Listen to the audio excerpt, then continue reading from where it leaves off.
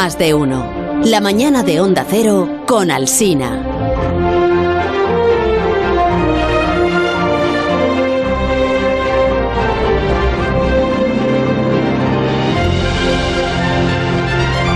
Dichosos los ojos que te ven, Alberto Aparici. Muy buenas, ¿qué tal? Tanto tiempo sin venir a los estudios centrales de nuestra cadena de emisoras. Feliz año a los dos, a Carlos y a Vamos, Begoña. está 24 de enero. Bueno, ¡Feliz es año! la primera vez que os veo en todo el año. Pero se ha bueno. dicho ya feliz año 80 veces. Ayer dijo Josemi, y tiene razón. Sí, sí tiene. No se puede seguir con el feliz año a partir del 2 de de mal enero. gusto. A partir del 2, A partir pero del bueno, 2 de enero. la dictadura déjalo. Es que los físicos esto lo teníais Déjalo claro. para el 7 de enero. Bueno, Desde el 2 de enero. lo primero, la educación. Lo segundo, la ciencia. Muy Porque bien. la noticia científica de esta semana me parece quizá la más gorda del principio de este año 2020, así que estoy muy contento de hablar de ella. Tenemos la entrada de la música preparada. Es una noticia Adelante. estupenda. Tiene banda sonora la noticia. Tiene banda sonora. Ahí voy. Los dinosaurios se extinguieron por culpa de un meteorito. Ya. ¿Cómo que ya? Pues que sí, eso lo sabe todo el mundo, ¿no? Que bueno, ¿Cómo pero se extinguen los dinosaurios? Por un meteorito. Claro, en el cole esto te lo dicen antes del 1 más 2 o 2 más 3. Antes de eso ya te hablan de los dinosaurios y el Los impacto del anuncios meteorito. a ver, pero a lo mejor Las galletas de dinosaurios te lo explican incluso. eso es porque la sociedad no está exactamente en la misma frecuencia que las discusiones de la comunidad científica. Ya. Las discusiones estas no siempre llegan a los medios. Que somos como tontos nosotros. No, lo que me estás diciendo que... Lo que va a haber ovnis y Simplemente todo. que lo que se habla en los conciliábulos científicos no es lo mismo que lo que se habla fuera No. de ellos. Y es verdad que cayó un meteorito, justo coincidiendo más o menos con la extinción de los dinosaurios. Es verdad que es la hipótesis más popular desde hace 25 años, pero decimos poco que existe otra posibilidad, que es la otra posible causa de Mira, la ahora has extinción. conseguido interesarme. Hombre, ¿Y cuál es esa segunda posibilidad? pues Carlos, la palabra clave es volcanes. Volcán. Madre mía, Dan como estos. Bueno, Muchos volcanes a la vez.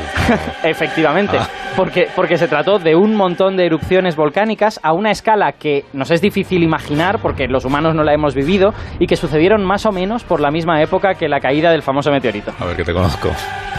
Más o menos por la misma época, que eso muy riguroso no resulta, más o menos. Pues a ver, es un episodio volcánico, con lo que obviamente no pasa en 2 días, ¿vale? Este episodio en concreto duró 700.000 años. Wow. En particular estuvo 400.000 años antes de la caída del meteorito y después de la caída aún estuvo 300.000 años más soltando lava. Es mucha lava esa, ¿no? Muchísima Mucha. lava. Es tanta lava que hoy en día todavía podemos verla.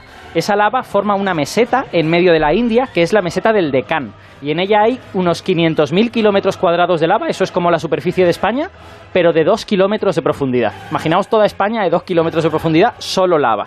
Pero Es esa- mucha lava. Claro, pero esa lava solo puede hacer daño a los que estén cerca de la lava. Eso es verdad, Claro. pero lo que pasa es que la lava, cuando sale, siempre sale con regalo, ¿vale? La lava Claro. siempre viene acompañada Mucha de ceniza, gases gases. que van a la atmósfera. Que esos gases pueden ser óxidos de azufre, por ejemplo, que se convierten en partículas que oscurecen la atmósfera, dióxido de carbono, que sabemos que hace aumentar la temperatura. Así que estos gases pueden provocar todo tipo de efectos un poquitín desagradables. Cambios climáticos, lluvia ácida, todo tipo de esas cosas. De hecho, la extinción de los dinosaurios es solo una de 5 grandes extinciones. Los que les gusta mucho la paleontología les suenan las 5 grandes extinciones que han ocurrido en los últimos 500 millones de años. Bueno, de esas 5, 2 están directamente relacionadas con volcanismo. O sea, fueron causadas prácticamente de manera directa por volcanismo. Así que a lo mejor está también y estamos mirando en la dirección equivocada. Nos estamos fijando demasiado en el meteorito, ¿no? Ya. Ya, pero mira, o sea, tú has dicho que todo esto pasó durante 700.000 años. Ujú. Y los dinosaurios se extinguieron justo cuando cae el meteorito. Oh, Entonces igual la explicación más sencilla es la buena, que es que los mató el meteorito. a ver, esto ¿No? que dices tiene mucha lógica, pero Eso pienso yo. Pero el problema es, ¿cómo sabes que se extinguieron justo en ese punto y no en ningún otro? Porque hay muchas especies que solo las ves de vez en cuando en el registro fósil. No tienes fósiles todo el rato y de repente desaparecen. Ya. Entonces, ¿dónde pones el punto de extinción de esa especie? ¿En el impacto del meteorito o un poquitín antes? Porque igual, un poquitín antes igual puede ser unas decenas de centímetros por debajo en la roca. O sea, ya sabéis que la roca que está por debajo es más antigua, la roca que está por arriba un es más poquitín nueva. antes, ¿cuántos años estás pensando? Pues sí, igual podría ser 100.000 años antes, 200.000 años antes. Eso ya sería suficiente para que el meteorito no lo hubiera causado, ¿no? Porque al fin y al cabo esto pasó, recordemos, hace 66 millones de años, hace mucho tiempo. Igual tienes razón. Entonces, es necesario establecer si la extinción fue repentina o si fue gradual, que es lo que habría pasado si fuese culpa de los volcanes. Oye, pero para un momento, es que me lías. Vamos a ver, tú empezaste la sección diciendo una gran noticia, lo más importante que ha ocurrido en lo que llevamos de año. Claro. A los dinosaurios se los llevó por delante un meteorito. Ajá. Y ahora estás confundiendo. Pudieron ser los volcanes, pero si tú mismo has dicho nada más empezar, fue un meteorito. Bueno, a ver, no lo que quiero decir es que para entender bien un proceso de extinción hay que dejar de hablar de la extinción, como si fuera una cosa que pasa en un momento dado.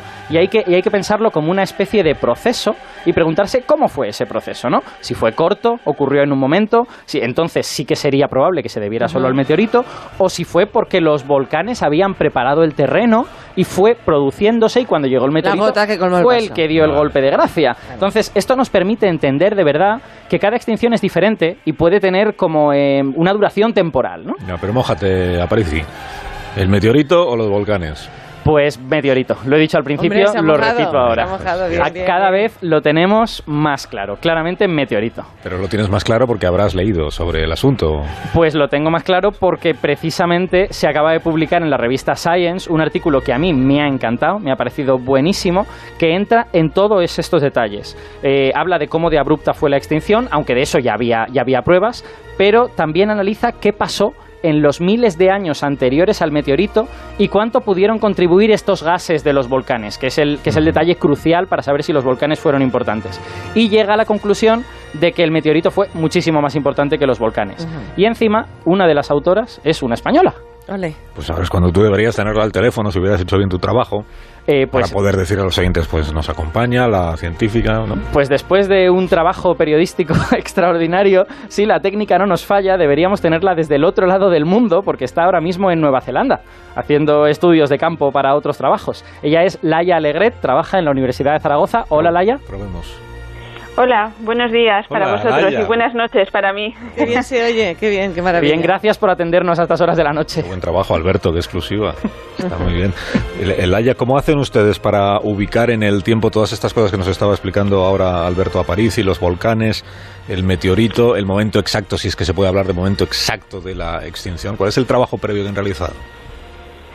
Sí, bueno, todos estos eventos dejan unas señales muy claras en las rocas y a través del trabajo de campo que realizamos los geólogos y los paleontólogos podemos ver cuál es el orden relativo, qué eventos son más antiguos, cuáles son más modernos y además los podemos datar mediante las distintas especies de fósiles o en el caso de las rocas volcánicas mediante la desintegración de elementos radioactivos.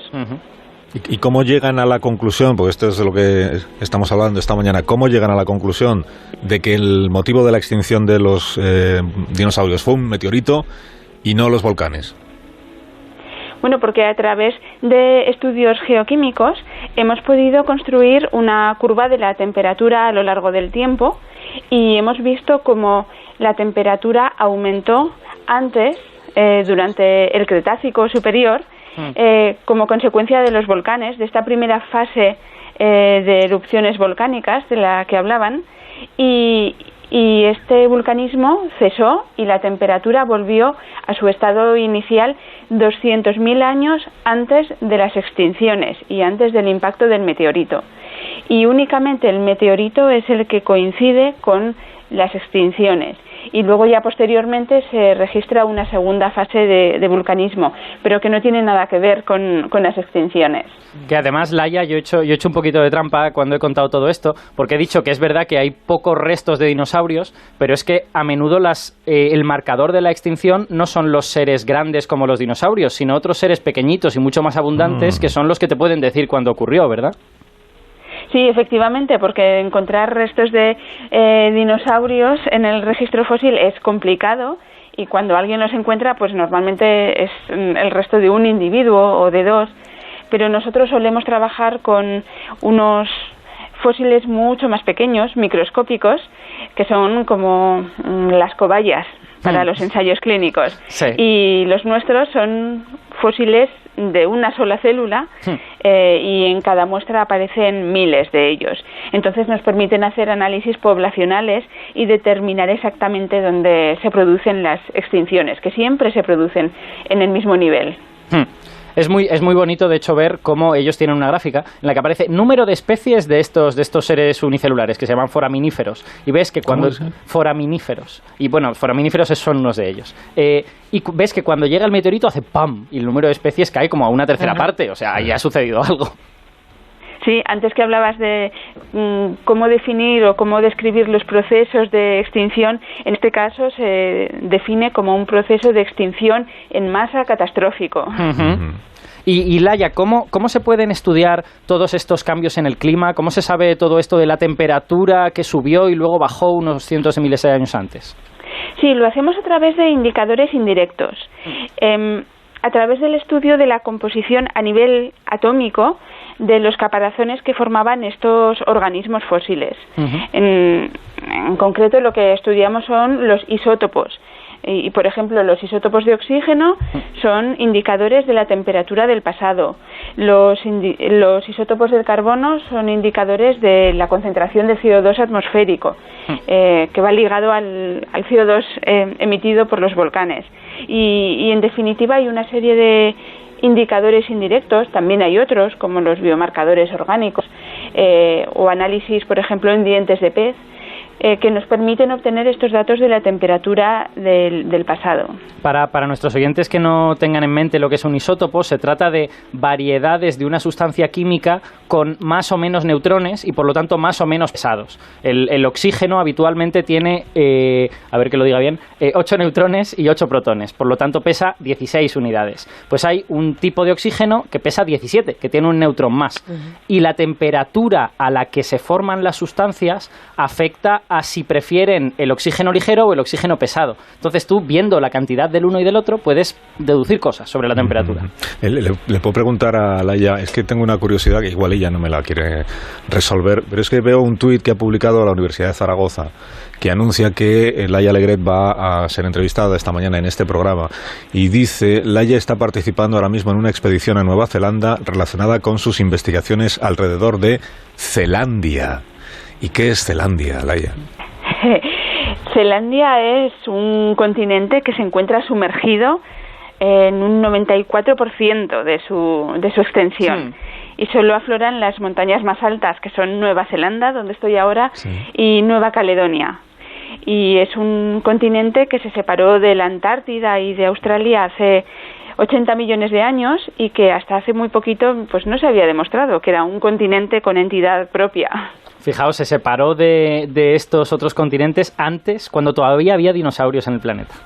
Bueno, aún hay dinosaurios porque las aves son dinosaurios, pero dinosaurios de los... No me confundas.